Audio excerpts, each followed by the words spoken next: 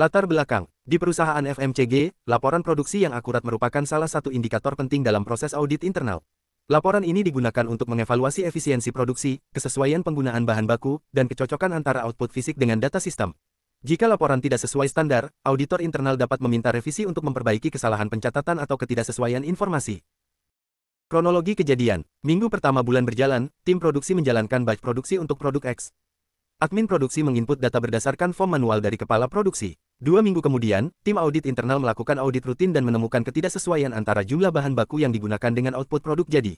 Setelah ditelusuri, ditemukan bahwa laporan produksi awal tidak mencantumkan kerusakan hasil produksi, waste.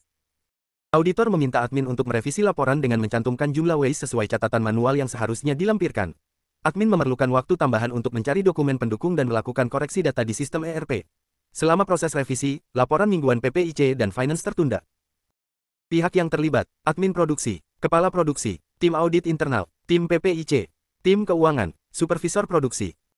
Masalah utama, laporan produksi awal tidak mencerminkan kondisi aktual karena tidak mencantumkan data waste, sehingga audit internal menilai data tidak akurat dan meminta revisi. Dampak terhadap perusahaan, terlambatnya pelaporan mingguan ke manajemen. Gangguan sementara pada proses perencanaan produksi karena data tidak bisa diproses. Penurunan kepercayaan auditor terhadap proses pencatatan produksi. Meningkatnya beban kerja admin karena harus menelusuri dan mengoreksi data lama. Risiko temuan saat audit eksternal karena inkonsistensi data historis. Analisis penyebab 5 Whys teknik. 1. Mengapa laporan produksi harus direvisi? Karena data waste tidak tercantum dalam laporan awal. 2. Mengapa data waste tidak tercantum? Karena form manual yang diberikan tidak mencantumkan kolom waste dengan jelas. 3. Mengapa admin tidak mengecek kelengkapan informasi? Karena proses input hanya mengikuti apa yang ditulis tanpa validasi silang. 4.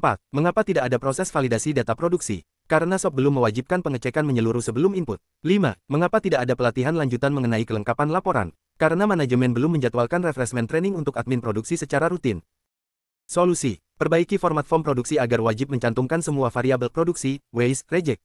Terapkan checklist kelengkapan sebelum input ke sistem ERP. Buat SOP verifikasi antara kepala produksi dan admin sebelum input data final. Sediakan training berkala tentang pentingnya akurasi dan validitas laporan. Buat backup digital dari laporan manual agar lebih mudah ditelusuri saat audit. Preventif dan pembelajaran. Data produksi bukan hanya soal angka output, tapi juga mencakup informasi waste dan efisiensi. Validasi dan cross-check data sebelum diinput adalah kunci akurasi. Admin perlu dibekali pemahaman dasar tentang aspek teknis produksi agar bisa mengenali ketidakwajaran.